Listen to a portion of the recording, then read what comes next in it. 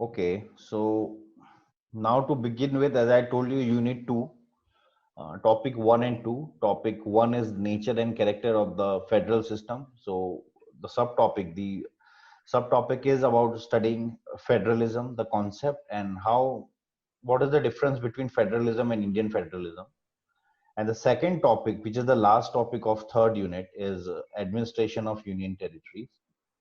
So topic one and two are such that they both can be concluded in one class with federalism because that talks about union territories as well. So first of all, let us uh, understand what do we understand by these two types of government systems. One is federal and the other one is unitary. So basic thing we need to understand when we say unitary, we have to understand all the powers of the state is united in one place. That is how it is the easy way to understand what is unitary. Unitary means united powers. So all the powers are united in Delhi. So good example for unitary form of government can be British Parliament. Secondly, what is federalism? What happens under federalism? The government type which follows the idea of federal system. One good example is America. Federal system is an amalgam of states who sign up a contract and form a union. So America is a good example because American states, that therefore it is called United States of America, all 50 states have their own different constitutions and they together have come to an agreement for forming a federation. So main power that way lies in Washington DC in America. Is so much clear? Is this much clear? What is federal system and what is unitary? Unitary power is placed in one place.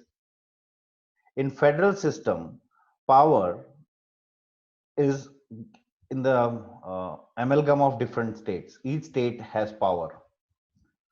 So therefore, I said that in America, uh, taxes, the proportion of taxes collected can vary from state to state.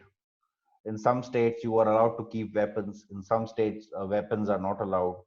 In some states, you can keep tigers at pets. In other states, you cannot do that. In some states, gay marriages are allowed. In other states, they may be prohibited, and so on. So, like all the states are at having this discretionary power of deciding what is to be done within that, and the central government does not give them directive that you cannot do that.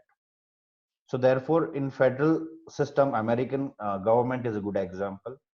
In unitary system, British Parliament is a good example. Now, India before independence was under the dominance of British, and because of that, we were heavily influenced in the form of government. Our understanding of government and our understanding of authority comes from our engagement with the British. So now these are the two forms of government, federal and unitary. Now, what is the difference? If I have to give you a clear cut difference between the two. So let's say first, let's take federal government. In federal government, there are two level of governments. That is, one is central government, the others are state governments. How do you understand which is federal and which is unitary? We can understand it completely on the basis of the separation of powers. If you remember, we had done Montesquieu's separation of powers. He talked about separating all the three branches, executive, judiciary, and legislature, as different so that they don't contravene with each other, they don't intervene in each other's matters, and they remain independent. So in federal government, first is that there are two level of government, central government and state government. Second point in federal government is that political power is shared at both the levels, at the state as well as the government level. Third is that the constitution is rigid and codified. So if you look at the American Constitution appears to be rigid and it is codified. Nobody can change the basic structure of the American Constitution. And lastly, there are two different types of laws that exist under federal government. They are central laws as well as state laws. Now coming to unitary government. In unitary So, government, yeah, so you said that America is a federal type of government, right? yes, But sir, President Donald Trump always interfere in the matter of the migrants from Mexico to New York. And why it is happening? Like he's actually declaring, actually negotiating the decision of the New York Prime Minister. of New York. Oh, sorry, Prime Minister of New York, President. President of New York. See, the thing is that when this is a government is ruled by under the federal government setup, the main power also lies with the center because it's an agreement. Do you understand? The main basic original differentiation between unitary and federal government is that in federal governments, states come to an agreement. Therefore, India cannot be called as a complete or purely federal state because most states wanted to form the union of states, union of India. Even the Indian Constitution in Article 1 says that India is a union of states. Now, why the president can interfere in that matter? Because when uh, the immigration issue in America is not only affecting a Buffalo, the near state in Mexico, or the other states only. That illegal immigration, the migrants can also travel to other parts of America. So it becomes a national issue, a national interest issue. It is not about the indigenous or cultural people staying in uh, Ohio or Arkansas, that this is our rules and regulation and so on. Therefore, because it comes under the issue of national interest and it immediately conflicts with the national interest, the issue of illegal immigration, therefore, uh, the American president has to intervene in that. Sir Yeah. Sir तो फिर India का क्या federal system है ऐसा? India का federal system नहीं है, मैं वही बता रहा हूँ. We will तो come to यूनिटरी that. है. We will come to that. It okay is in Indian system. It is called as quasi federal. Yeah, It's quasi federal. Okay. Now coming to unitary government, what is the difference? That in a federal government there are two level of government. In unitary there is only one level of government, that is central government or national government, something like Britain. Unitary governments are also understood to be as parliamentary form of government. Federal governments are also known to be constitutional governments. So in unitary government, parliament is at power. In federal government, constitution is more powerful. So parliament in federal form of government is run according to the constitution. In unitary form of government, the parliament informs the constitution. So in unitary government, there is only one level of government, that is central government or national government. Second point in unitary government is that political power is only held by the central government. So in Britain, if anything has to happen within Britain, is to be decided by the parliament. In America, if something has to happen in Ohio, even the state government of Ohio can decide. Third point in unitary government is that the constitution is flexible and uncodified. So British constitution is flexible. Why it is flexible? Because it is an unwritten constitution. It is mainly influenced by the customs, traditions, and the norms that have continued to happen and are still in power, this customary laws. So the constitution is flexible and uncodified in England. And lastly, only one set of law is applied to the whole of country. Okay, so there is only one particular law that will apply everywhere the same. Not like America. Okay, I'm in this particular state. I'm in Arkansas, Ohio. So I'm allowed to keep weapon, but when I go to other state, it is not allowed. So in Britain, if a person is allowed to keep arms or weapon, he'll be allowed to keep that weapon in all the states of England. Is this clear? Yes, sir. Okay.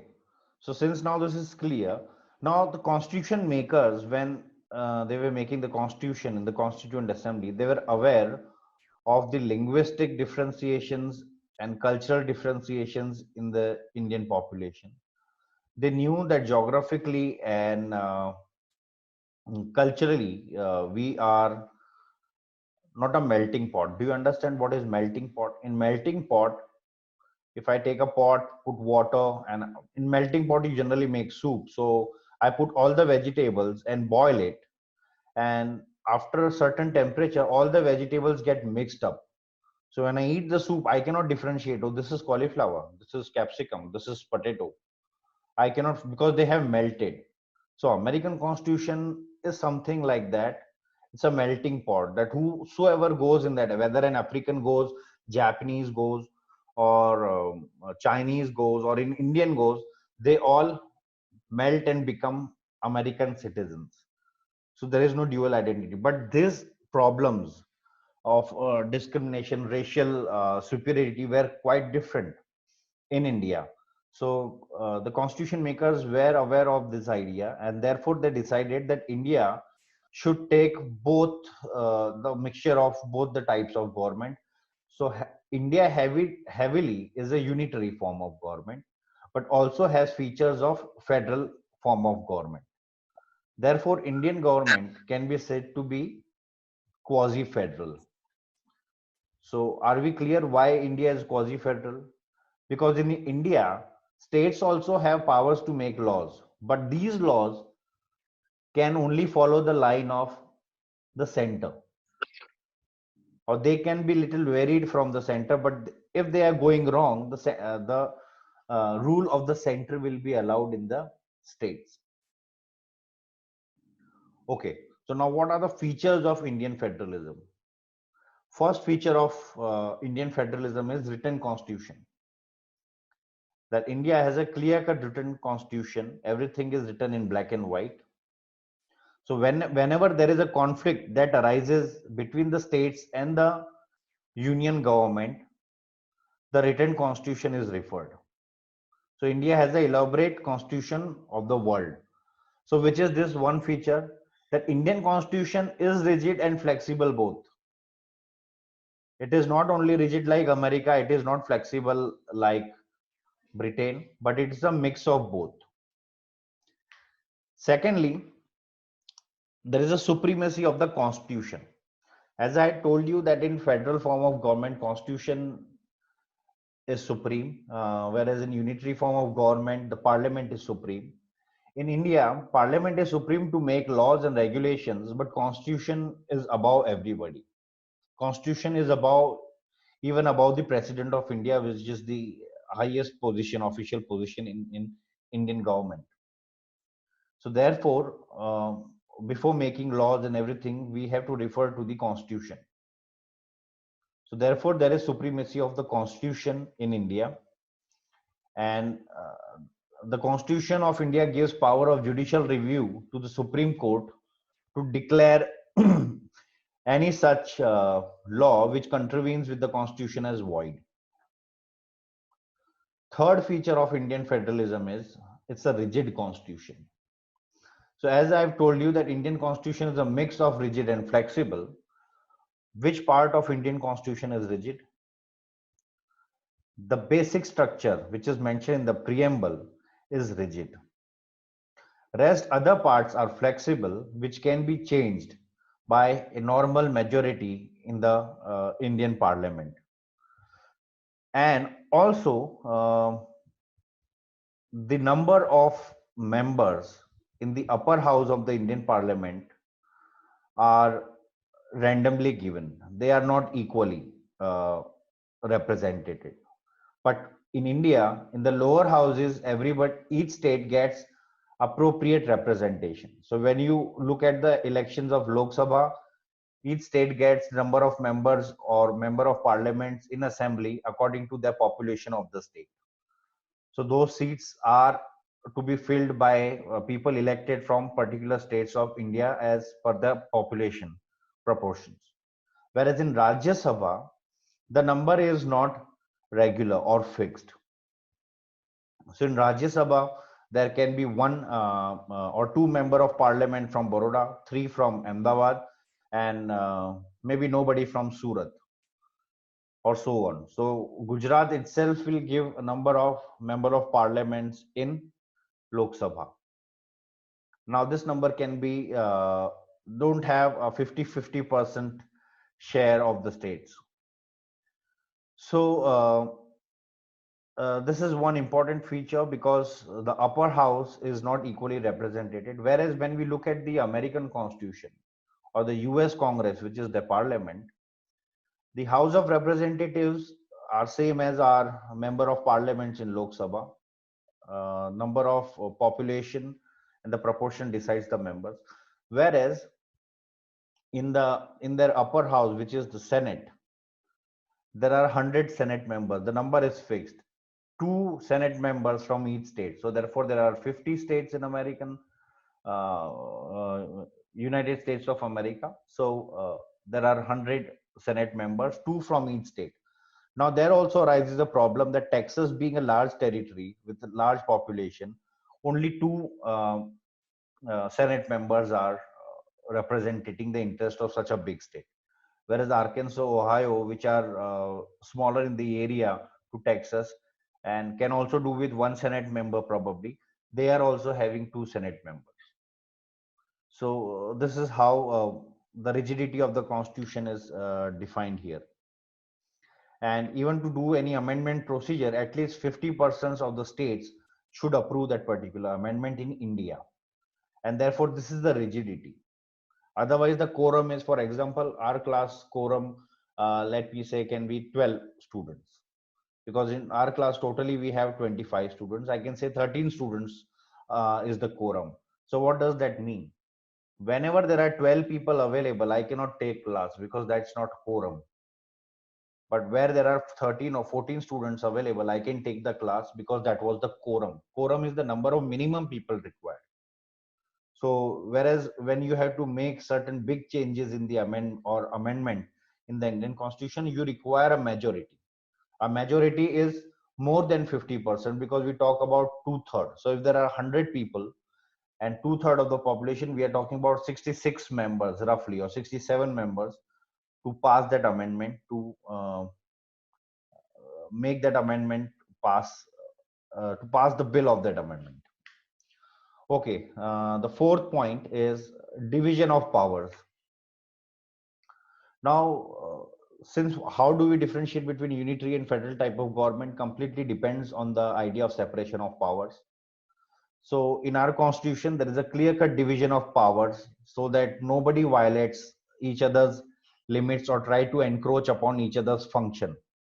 So there are already three lists given. One is union list, state list, and concurrent list. So union list consists of 100 subjects of national importance such as defense, railways, post, telegraph. So only central government can pass rules and regulations regarding these areas. State list consists of 61 subjects of local interest such as public health, police, uh, um, etc. So only state can make rules and regulations in this regard. So if prohibition of alcohol is considered to be as falling under the idea of local interest of public health, then Gujarat can aptly make the prohibition of alcohol simultaneously. Whereas when the matter falls within the concurrent list consists of 52 subjects, such as union and state, such as electricity, trade union, economic and social planning. And therefore, we have one combined understanding of planning commission. We don't have different state planning commissions. We have one national planning commission, which is now Niti Aayog. So the entire development talks about the planning of the development of the nations to be taken care by the center, and states have no share in that.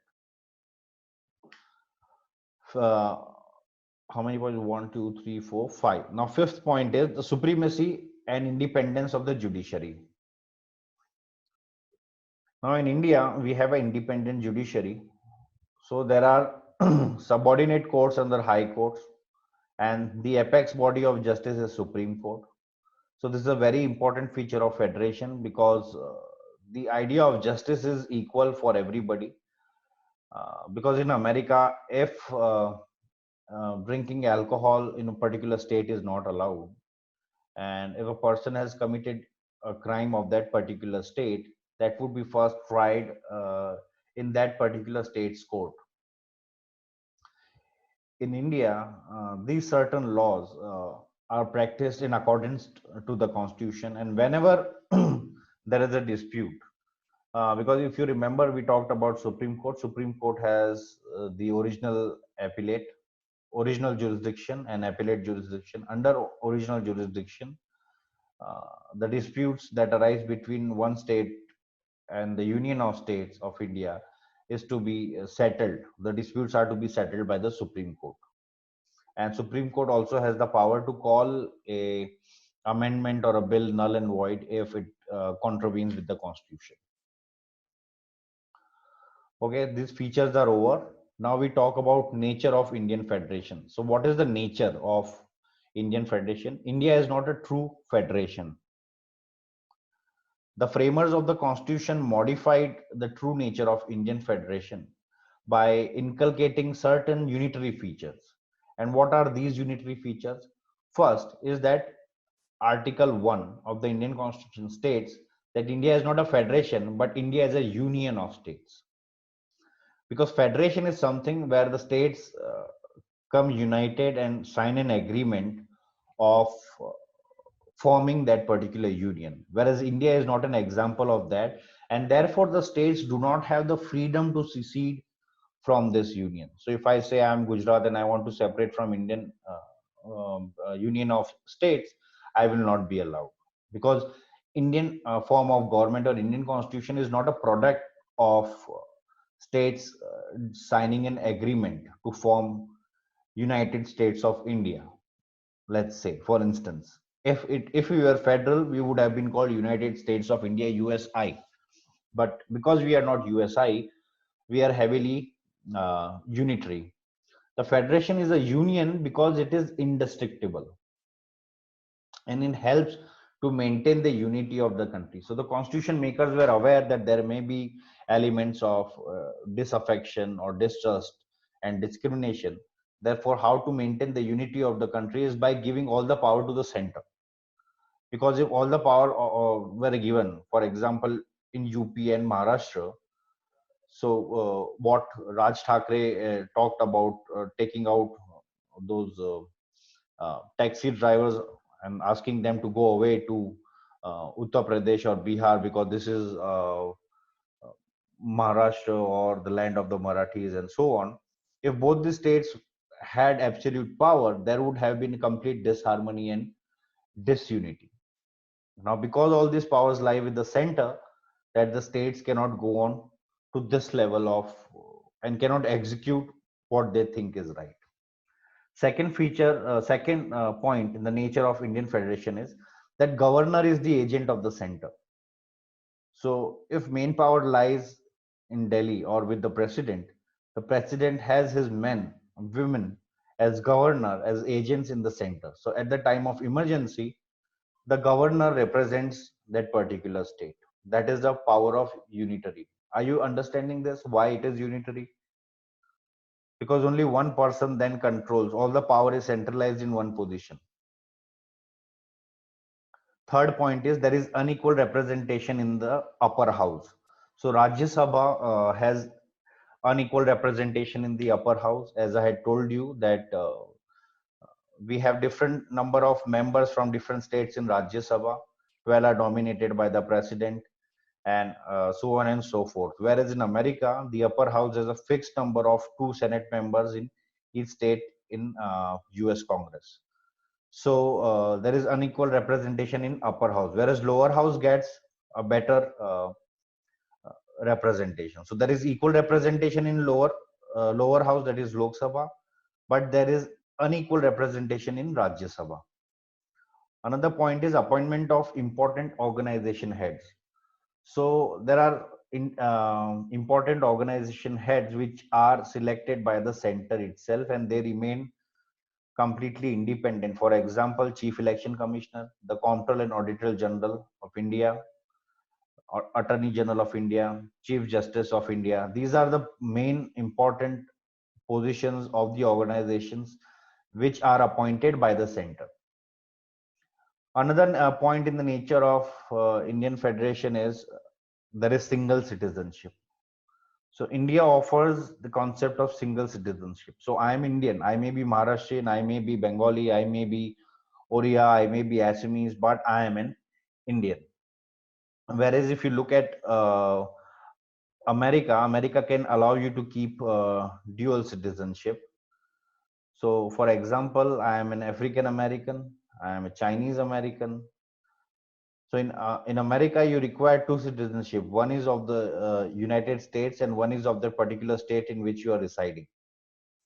And also in India, when, for example, if I immigrate to Canada and give up my Indian citizenship, I will then only I can get the Canadian passport. But in some countries, it is also allowed to have dual citizenship, that I can carry Canadian passport as well and still remain the Indian citizen as well.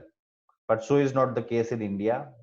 If you are not a citizen by naturalization or by birth or any other factor, you have to give up the Indian citizenship in order to get your citizenship anywhere else. Another point stating the unitary feature is there is all India services. So all India under all India services, which is UPSC, Union Public Service Commission of India. All India services is formed. It's also known as civil services. All IAS, IPS, IFS officers are appointed by the hand, order, and seal of the president, and they are the people of the center, and they are controlled by the union. So, so a union has its reflection present in each state, even though that particular state has its own workforce. So, for example, if we take example of Gujarat, Gujarat has Gujarat Public Service Commission. See, all the officers, Mamlatdar, Deputy Collector, DYSP, a person can join the Gujarat Police Force through GPSC, Gujarat Public Service Commission, but they will also be IAS officers who are designated or appointed or transferred to Gujarat to taking care of. So it's a two-way process that is happening. A state having its own police, and they are headed by the officers from the central government. So, for example, if an IAS officer comes in conflict with the chief minister directly cannot remove that officer which has come from the state. It is only by the president or the administration and the president that such person can be transferred. Another point is emergency provisions. You know, when there is financial emergency, the center exercises full control over the states in the matter of finances. When there are disturbances, union government is empowered to depute central force or central forces of the states, and even there are military marches when the things go out of the hand of the state, when there is president's rule. All the three types of emergency, center is empowered to take care of this state machinery. The state has the center has the absolute power to take care of the state machinery.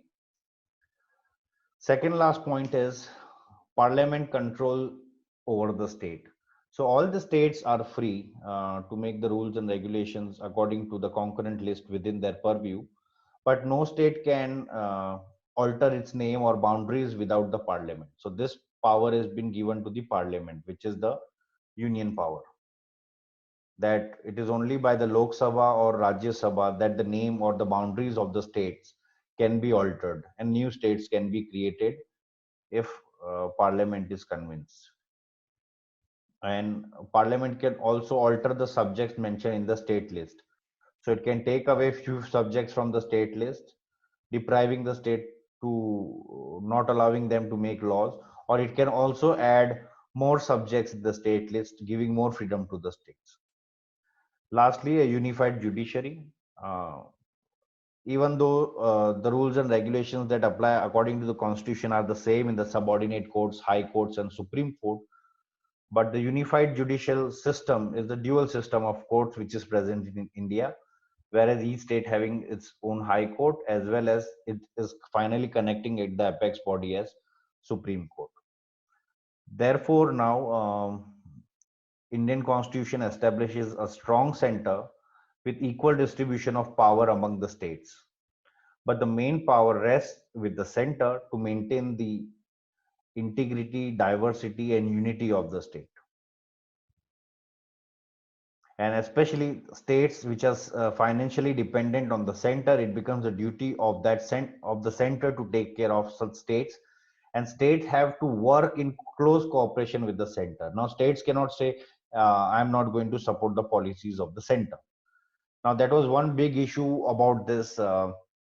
For example, each political party, we had also witnessed this through Delhi election exit poll debate that we had. So why it remains so important that the government which has majority in India should also have, it is prescribed, should also have majority in Delhi.